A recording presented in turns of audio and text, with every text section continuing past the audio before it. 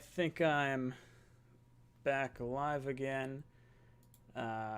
Let me know if that audio is a little bit better. I apologize about that.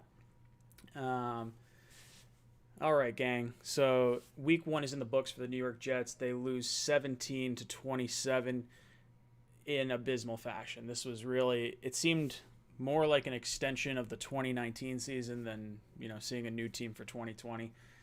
Uh, Guys, it was rough. I'm not gonna lie. It should have been a lot worse than it was. I don't really count that last touchdown too much towards the Jets' offensive firepower for the day, and not to mention Allen had the two fumbles, not and the two missed kicks. So the Jets really got lucky in terms of what this could have really looked like. It was brutal. It really was. And when we were talking about our keys to the game earlier in the week, we were saying you have to contain Josh Allen. And Josh Allen absolutely went off against the New York Jets. He was hands down the best quarterback on the field today. He had 312 passing yards, 2 touchdowns. He had another 57 rushing yards and a touchdown. The Jets did good against the run overall, except for Josh Allen. And a big part of that is the linebacker position, and the Jets have been decimated. We lost C.J. Mosley. You get Avery Williamson knocked out. Peanut didn't play. Cashman gets knocked out in the first series. So now we're on our fifth and sixth string linebackers. I think we're pulling in outside linebackers to play inside linebacker. It was bad. It was ugly. The Jets were not in a good spot to try and go against this Bills team today. And we saw the wind play a factor. We were saying weather would be an issue. It wound up not raining during the game. The wind did have an effect on the kicks. Bright spots for the Jets. Braden Mann looks like he's legit. I did win my my little competition that I had with Green Bean, Matt, and Mario over at Hashtag Sports. I said the first punt would be 57 yards. First punt was 58 yards, so I win our competition for that. But overall, really not a good look. I thought Sam made some really bad decisions throughout this game. I don't think we necessarily helped him with the play calling, but the interception should never have happened. That was a bad play. He ran out to the side, threw across his body right into traffic. Just a bad decision there. And then another play later in the game, I want to say it was third quarter, ran out to the side, took a bad sack when he could have thrown the ball away right along the sidelines, which just wound up losing like 4 or 5 yards. So decision-making really not there for Sam Darnold today. Le'Veon Bell comes away with an injury. We see that just before halftime. He got held up on a rollout or a play out into like the flat and came up pulling up his hamstring. Really not good. But that being said, I would have liked to have seen, or at least from here on forward, I would like to see Bell used more as a receiver. You could tell we have the deficiencies at wide receiver. There were a few balls that Sam really put on the money that just were not caught. And that wasn't a lot of them. I'm not going to try and claim, the receivers were the reason Sam had a bad day. But it was definitely played a part in it. But I would like to see Bell used more in the slot. I would like to see him used more as a wide receiver. I really think that Frank Gore and Adams both had better running styles for this offensive line. O-line wise, I don't know. It didn't seem as bad as last year, but it's definitely, I would say incomplete would be the grade I would give them at this point. It's not a finished product. We know no preseason games. It takes time to gel. This is one of the things we talked about beforehand. And where I noticed a lot of the issues, it seemed like it was more interior, more so from the guard positions than from the tackle. Becton did have a penalty that wound up being negated. Got beat around the edge by Hughes, who got a sack on him. And it was, all in all, probably about where I sort of figured the Jets' O-line would be. How we sort of figured the wide receivers might perform given the circumstances and the injuries that we've seen all camp. The penalties were really the big one, though. We had 9 penalties for 95 yards. Last my count was. I'll have to go back and revisit that. So that was not good. You can't beat yourself. Well, that's one of the things that we've seen from this team since Adam Gase has been here. We've been very undisciplined, and it shows. It's definitely not good to see these players just giving up free yardage to the other team, because when you factor that in, I mean, what did they had 312 passing, almost another 100, about 100 rushing. Plus, we gave them an extra 100 in the penalties. So that's extra first downs. That's extra yardage. You're just shooting yourself in the foot when you do that. Bright spot wise, like I said, Braden Mann I thought played well in terms of punting. Not that you really want to have your punter be the bright spot on your day. But I really liked what I saw out of May, and I really liked what I saw out of Bless Austin. I thought those two guys played well today. May had 2 sacks, first 2 full sacks of his career. Before this, he only had a half sack. He did force a fumble, and Bless Austin had a few big shots and also had a forced fumble. So I thought the two of them really played well. Desir was bad. He was really bad. He was so bad he got benched at halftime. This was something that we talked about over on Jet Nation. We actually went live at halftime. It was me, Greenbean, and O'Leary over on the Jet Nation YouTube channel. And we all sort of harped on it. Desir did not look good. We were definitely missing an edge presence today. The linebackers, again, just absolutely brutal. Jamison Crowder, I wanted to see more of these plays near the line of scrimmage. We wanted to see shorter downs and distances, and it felt like the entire first half we were in 3rd and 7, 3rd and 10, 3rd and 12s consistently, and that's just not how you can win a football game. The defense knows they can tee off on the pass rush, and you are just a sitting duck back there if you're Sam Darnold. So what I would have liked to have seen, maybe use Gore a little bit more early on. Now, you don't know that's how it's going to be, but it's a disappointing way to start the Jets season. I'll say that. And it doesn't give me much hope going into the 49er game next week.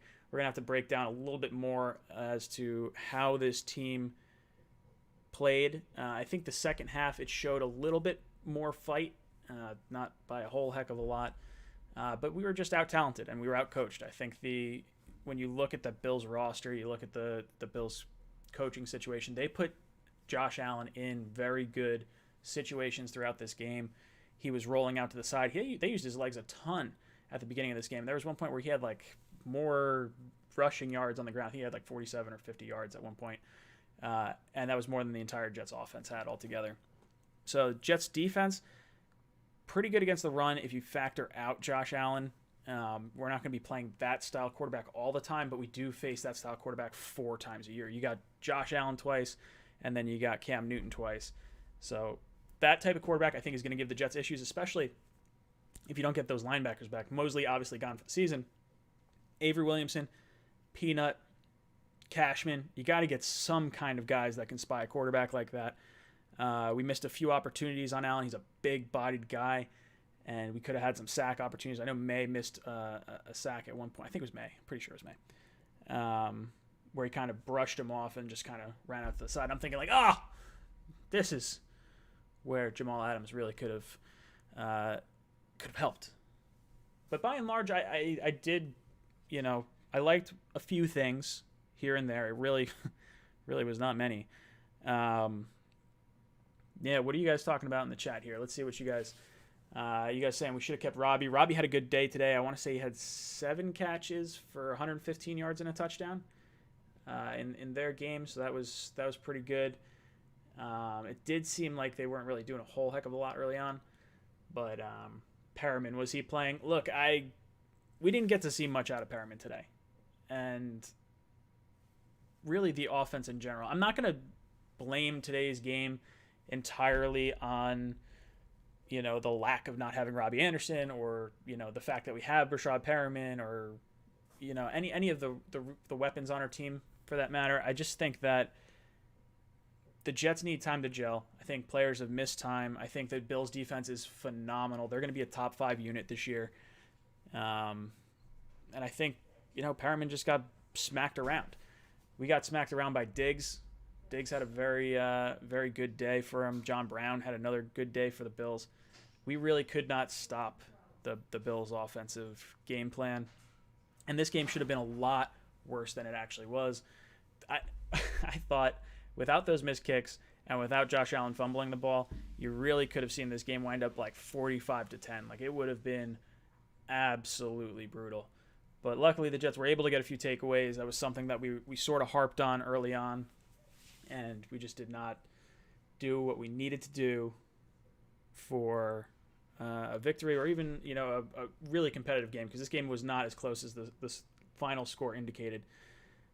Opinion on Becton, says Luke Bodo. Becton overall, I thought, played all right for his first game. I'd not, he's not a finished product by any means. I think he's gonna get better as time goes on, but it didn't feel like he was getting blown past all the time.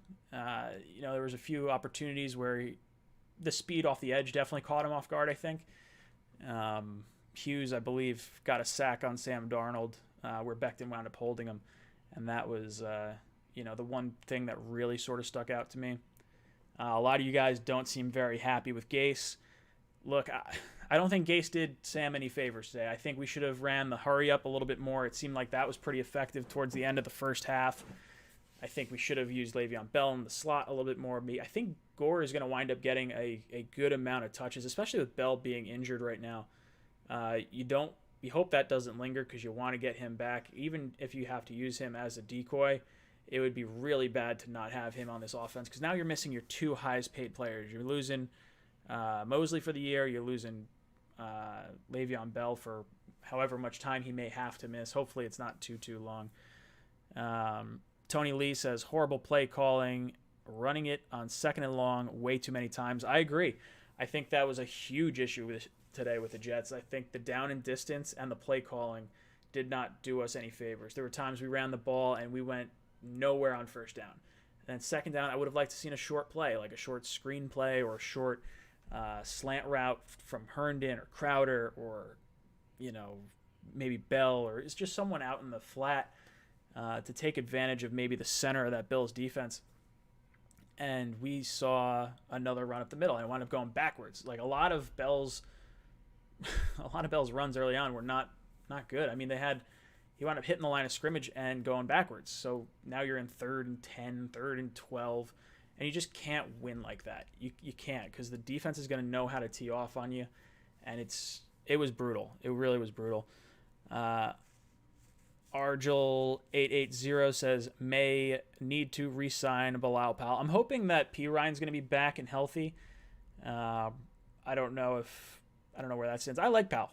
I would be very happy with Powell. I did like what I saw out of Gore. 37 years old. The guy's still running the ball like an animal in terms of 37 and just hitting the hole. Miserable display. Yep. Listen, we have no one on offense. We don't have no one. I mean, I would say this. We are severely outmatched by the Bills. We do not stack up well against them. Their secondary is really strong. Our secondary is suspect, or not second. Well, yeah, our secondary is suspect, but our wide receivers really not too good. This game needed to be played close to the line of scrimmage if you're the Jets, and you wound up, running the ball into terrible, terrible situations. And then Sam did not look very accurate down the field. I thought he missed a few opportunities, threw a few bad balls. The interception, again, inexcusable. Should never have been thrown. He's throwing it across his body. And then the decision to run out of bounds instead of throwing the ball away and taking that sack was just not smart. Now, guys, I'll be on Monday and Tuesday night. We'll get your thoughts in terms of the phone calls Monday night.